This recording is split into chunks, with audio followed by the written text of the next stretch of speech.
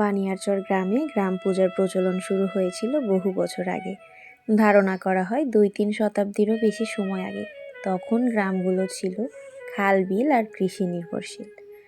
মানুষের বিশ্বাস ছিল গ্রামের মঙ্গল, ফসলের ভালো ফলন, রোগ ব্যাধি ও প্রাকৃতিক দুর্যোগ থেকে রক্ষা পাওয়ার জন্য গ্রামে পূজা অত্যন্ত জরুরি। এই বিশ্বাস থেকেই প্রতি বছর নির্দিষ্ট সময়ে গ্রাম পূজা হতো, আর সেই পূজাকে কেন্দ্র করেই ধীরে ধীরে এই বড় মেলা গড়ে ওঠে। এই মেলা শুধু ধর্মীয় আয়োজন ছিল না, বরং দূর দূরান্ত থেকে মানুষ আসতো, হাট বাজার বসতো, গ্রামীণ খেলাধুলা, যাত্রা, পালা গান, কবি গান হতো।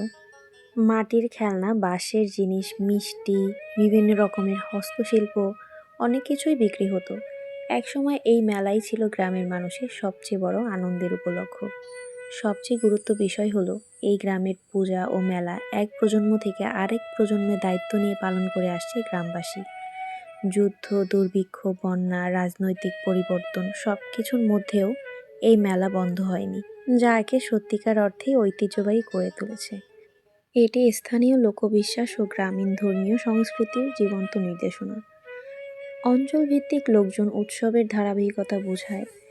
গ্রাম বাংলা সামাজিক বন্ধন ও সম্প্রীতির প্রতীক। যুগের সাথে তাল মিলিয়ে পরিবর্তন হয়েছে অনেক কিছুরই, যেমন নাগরদোলার পরিবর্তে চলে এলো যান্ত্রিক নৌকো। খাবার দাবারও অনেক কিছু পাল্টে গেছে, তারপরেও আসল মজা তো সেই পুরোনো দিনের গ্রামের খাবারগুলোতেই। ঘরের প্রয়োজনীয় জিনিস, সাজসজ্জা, এগুলোরও অনেক পরিবর্তন ঘটেছে। আগে যেগুলো ছিল হস্তশিল্প, এখন সেগুলো হয়ে গেছে কসমেটিক্স, প্লাস্টিক। তো যাই হোক, বানিয়ারচর গ্রামের গ্রাম পূজার মেলা শুধু একটা মেলা নয়, এটা গ্রামের ইতিহাস, বিশ্বাস, ঐতিহ্য আর মানুষের আবেগ।